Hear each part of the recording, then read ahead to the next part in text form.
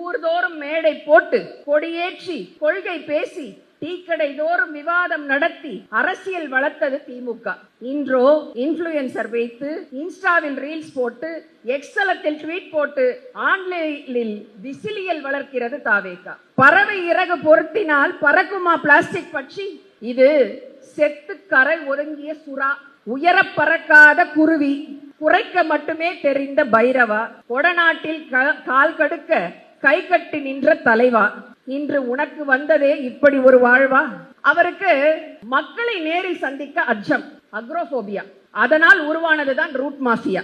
கொசு குட்டையில் முட்டையிடுவது போல நாளும் பல நூறு அவதூறு. கொசு குட்டையில் முட்டையிடுவது போல நாளும் பல நூறு அவதூறு. நச்சு புகை போல் பரவியது அழுக்காறு. மூளை சலவையில் அழுக்கானது ஜென்சி இதயம்.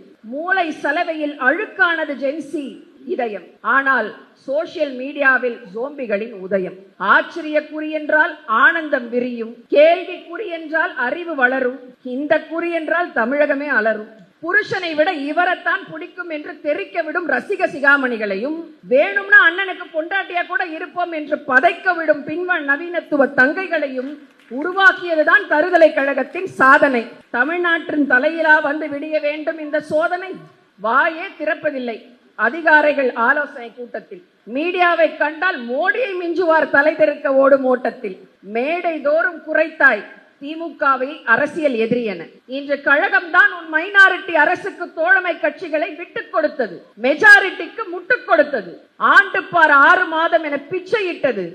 தான் தோன்றி தனத்தை தமிழகத்துக்கு தெரியும் என விட்டு வைத்தது. தாயின் கருவூரில் பிறந்து தமிழ் மண் கருவூரில் வளர்ந்து உன்னை காண வந்த மக்கள் காத்து கிடந்தனர் பொழுதெல்லாம் கால் கடுக்க. காற்றின்று நீரின்றி மயங்கி சாய்ந்தனர் வழிநடுக்க. கூட்டத்தில் மக்களின் மரண அலறல், மேடையில் நிற்கவில்லை அப்போதும் உன் உளறல். மனப்பாடம் செய்ததை மளமளவென ஒப்பித்தாய். மரணதேவன் கையில் 41 உயிர்களை ஒப்பித்தாய். இரவோடு இரவாக ஓடி போனாய் தலை தெறிக்க. உயிர் இழந்தவர் குடும்பங்களுக்கு ஆறுதல் சொல்ல ஆளின்றி தவிக்க. இதுதான் ஒரு தலைவனுக்குரிய தகுதியா? மக்கள் உயிரென்ன உதிரும் உன் மயிருக்கு ஒரு பகுதியா? நீ நடந்த பாதை எங்கும் ஆனதே ரத்த சகதியா? உன் ஆட்சியில் தமிழன் ஆவானோ உள்நாட்டு அகதியா?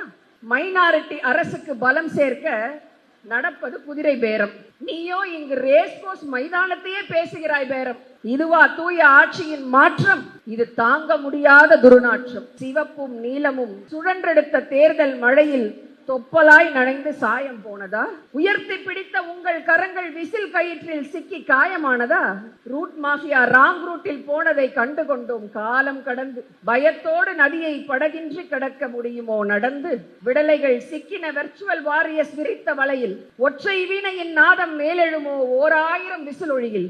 இந்த தேர்தல் நடந்தது அரசியல் கட்சிகளுக்கும் ரசிகர் மன்றத்துக்கும் இடையே. அதனால்தான் முடிவில் நமக்கு கிடைத்தது குழப்பமான விடையே. நாம் அறிவோம், 1 மாதத்தில் தமிழ்நாடு படும் பாடு. கொள்கை கோட்பாடு இல்லாத கையில் சிக்கி தவிக்கிறது தமிழ்நாடு.